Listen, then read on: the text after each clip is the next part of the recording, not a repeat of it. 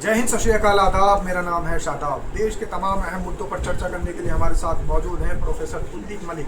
शिक्षक नेता भी हैं और साथ ही शिक्षक नेता के साथ साथ बरगद बाबा के नाम से भी जाने जाते हैं। बहुत बहुत स्वागत है साहब। बहुत बहुत धन्यवाद मलिक साहब, जिस तरीके से आप शिक्षा पर चर्चा करते हैं, लेकिन चुनाव पर भी चर्चा होनी चाहिए और साथ ही शिक्षा और चुनाव का तो गहरा नाता है।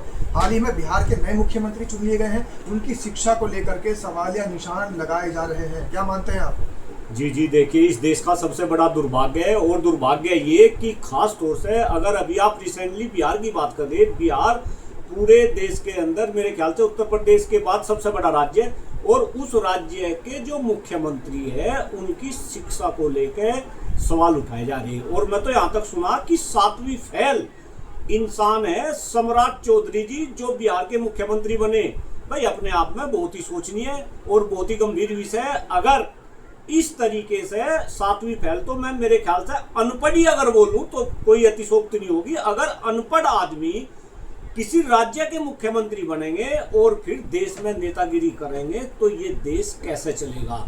हम तो विकसित भारत की बात कर रहे हैं और मैं तो खास तौर से यहाँ देश के प्रधानमंत्री आदरणीय मोदी जी को कटघरे में खड़ा कर रहा और मैं तो मोदी जी के ऊपर भी उंगली उठा रहा कि भाई उनकी भी क्या क्वालिफिकेशन है, क्या ये जनता को बात समझ नहीं आती। और फिर अगर जनता को बात समझ आ रही तो जनता कहीं ना कहीं इसका विरोध क्यों नहीं करती?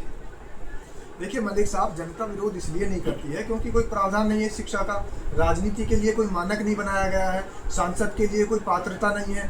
तो जिस तरीके से सांसद के लिए, विधायक के लिए, प्रधानमंत्री के लिए पात्रता नहीं है, इसलिए चुनावी मैदान में नहीं। तो अगर पात्रता नहीं है तो पात्रता बनाए ना। अभी आप देखो पूरे देश में अगर आप शिक्षकों की बात करें तो टीटी का मुद्दा उठ रहा है ना। टीटी यानी कि शिक्षकों की पात्रता के लिए जो है ये टेस्ट कर रहे।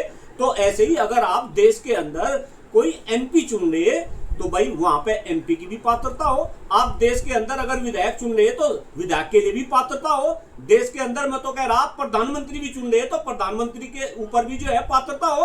तो अगर टीचरों के ऊपर टेस्ट की बाध्यता ये कर रहे तो इन नेताओं के ऊपर ये बाध्यता कब लागू होगी? और खास तौर से इस वीडियो के माध्यम से, आपके माध्यम से हिंदुस्तान के लोग इस बात को समझे और सोचे भाई पढ़ा लिखा इंसान ही देश को आगे बढ़ा सकता है। अदरवाइज तो अगर एक बात बताओ, 7वीं फेल आदमी जिसको एजुकेशन का ही नहीं पता आपने मुख्यमंत्री बना दिया और उसके अंडर में इतने सारे अधिकारी, पूरे प्रदेश में कितने बड़े बड़े अधिकारी जो आईएएस है, जो पीसीएस है, ब्यूरोक्रेट्स है, और वो उनको जो है सलाम ठोकेंगे। अरे शर्म करो, डूब के मर जाओ। देख लो कि ये देश की राजनीति किस तरफ जा रही है ना मलिक साहब। जनता के चुनने की पात्रता है, जनता उनको चुनती है।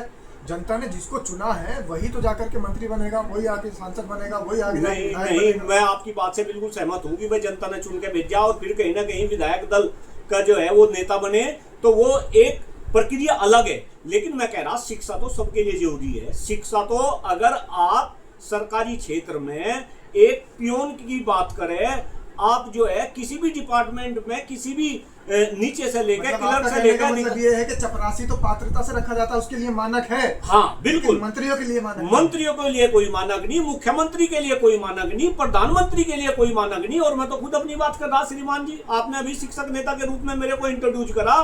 मैं तो खुद एमएलसी शिक्षक का चुनाव लड़ा और मेरे साथ जो चुनाव में विजयी हुए वो हमारे ही क्षेत्र से आदरणीय श्रीचंद शर्मा जी जो है भारतीय जनता पार्टी के। शिक्षकों से भी ज्यादा पढ़े लिखे होंगे। अरे यही तो चंबे की बात है कि आप उनकी जो है शिक्षा देखोगे आदरणीय श्रीचंद शर्मा जी की क्या शिक्षा है। जो आदमी शिक्षा के रूप में एजुकेशन का ही नहीं जानता उसे भारतीय जनता पार्टी ने चुनाव लड़वा दिया और फिर यहाँ पे जो वोटर थे वो पढ़े लिखे वोटर थे, उन्हें चुन के विधान परिषद में बैठा दिया। लेकिन अब शायद मेरठ तो ये तो बता दीजिए नेताजी कि आपके जो शिक्षक थे चुनने वाले वो तो पढ़े लिखे थे, तो जब शिक्षक ही एक अनपढ़ व्यक्ति को चुनेंगे तो फिर आप कहाँ बदलाव की बात कर रहे हैं? नहीं, बिल्कुल नहीं बदलाव। देखिए डॉक्टर कुलदीप मलिक संघर्ष कर रहा, पहले से संघर्ष कर रहा, अभी भी संघर्ष कर रहा हूँ और आगे भी संघर्ष करता रहूंगा। और बदलाव संघर्ष से ही आएगा। अगर आज हम जागरूक हो रहे, आप जागरूक हो रहे, हम इस मुद्दे पे बात कर रहे, ये मुद्दे लाखों लोग देख रहे, तो कहीं ना कहीं ये लोगों के दिलों को झकझोरने का काम करेगा। आप एक बात देखो जो आदमी शिक्षकों का प्रतिनिधित्व करके विधान परिषद में भेज रखा, ये तो बात शिक्षकों को उस टाइम पे पता भी नहीं थी, लेकिन अब पता चल रहा। और फिर जो आदमी जैसा होगा उसके ऐसे ही कर्म होंगे। अब जिस तरीके के कर्म है तो कहीं ना कहीं खास तौर से, चूंकि मैं मेरठ सहारनपुर मंडल की बात कर रहा, आज मेरठ सहारनपुर मंडल का हर शिक्षक अपने आप को ठगा सा महसूस कर रहा और उनको ये बात समझ आ रही कि अगर हमारे बीच का कोई शिक्षक हम चुनते, पढ़ा लिखा शिक्षक चुनते, तो शायद आज वो हमारी बात, हमारे मुद्दे, हमारे सारे की सारी समस्याओं का हल देता। लेकिन आज शिक्षक तो बेचारे जो है सड़क पे है और अपने जो ये प्रतिनिधि है, जिनका मैं तो नाम भी लेना नहीं चाहता, लेकिन मैं नाम भी ले रहा, श्रीचंद शर्मा जी, ये वजह कर रहे। अरे मैं तो ये अपील कर रहा, खास तौर पर सम्राट चौधरी पर इशारा कर रहे हैं, श्रीचंद शर्मा पर इशारा कर रहे हैं कि सब अनपढ़ लोग हैं और वो उन्हें लोगों ने चुन लिया, जनता ने चुन लिया। तो भाई आगे के लिए जो आने वाला भविष्य है उनके लिए तो काम करेंगे, ये मंत्री बनेंगे तो, अगर ये शिक्षा प्रतिनिधि बनेंगे तो। नहीं, आप एक बात बताओ, जिसे शिक्षा का कुछ पता नहीं, जिसे शिक्षा का रेगुलेशन नहीं पता, जो कभी जो है शिक्षित ना रहा हो। मैं फिर श्रीचंद शर्मा जी की बात कर रहा। एक दिन मैं जो है दादरी का, चूंकि श्रीचंद शर्मा जी दादरी के रहने वाले, वहीं दादरी में उनकी कर्मस्थली है, और मैं कई शैक्षणिक संस्थानों में घूमा और मैं जगह जगह पूछा रहा, मका मुझे वो विद्यालय दिखा दो, मुझे वो स्कूल दिखा दो, वो शैक्षणिक संस्थान दिखा दो जहां श्रीचंद शर्मा जी ने पढ़ाया हो। तो एक आदमी ने मुझे ये बताया कि भाई श्रीचंद शर्मा जी ने पढ़ा तो कहीं नहीं, हाँ कहीं एसटीडी पीसीओ की दुकान श्रीचंद शर्मा जी जरूर चलाते थे। तो जरा देखिए, जब ये बात मुझे पता चली, और ये बात मैं अब आपके माध्यम से मैं शिक्षकों तक पहुंचा रहा कि एक ऐसा इंसान जो कभी एसटीडी पीसीओ चलाता हो, दादरी के अंदर, सिकंदराबाद के अंदर एसटीडी पीसीओ चलाता हो, वो भारतीय जनता पार्टी ने लड़वा दिया चुनाव उसे, और उसे अरे रुक जाओ, मेरी बात अभी अमीन की बात करने वाला तो प्रधानमंत्री बन चुका है, वो एक दूसरे वहां पे भी आऊंगे। मैं अभी श्रीचंद शर्मा जी की बात कर लूं कि भाई जो इंसान कभी एसटीडी पीसीओ का व्यापार करता हो, उसे भारतीय जनता पार्टी ने चुनाव लड़वा दिया और आपने वोट देकर उसे विधान परिषद में भेज दिया।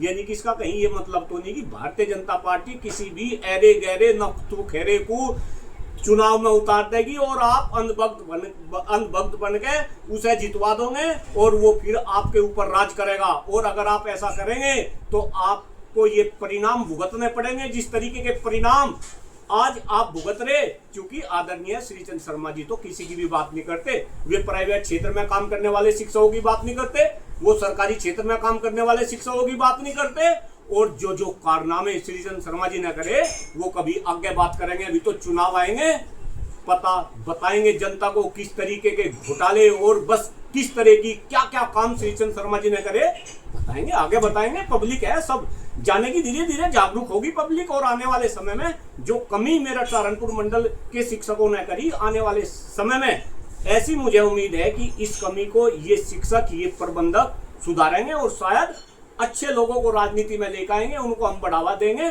और जो सपना है हमारा आपका विश्व गुरु बनाने का, इस देश को विश्व गुरु बनाएंगे, इस देश को विकसित बनाएंगे। प्रोफेसर कुलदीप मलिक ने तो सीधे तौर पर सवाल उठा दिया है कि एसटीडी पीसीओ वालों को शिक्षकों का प्रतिनिधित्व नहीं करने देना चाहिए।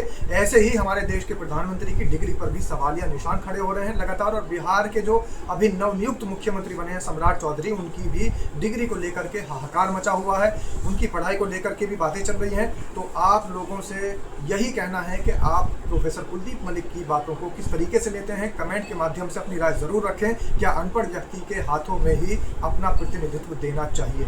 आपके कमेंट्स का, आपकी राय का इंतजार रहेगा। बहुत बहुत धन्यवाद सर। बहुत बहुत धन्यवाद। नमस्कार।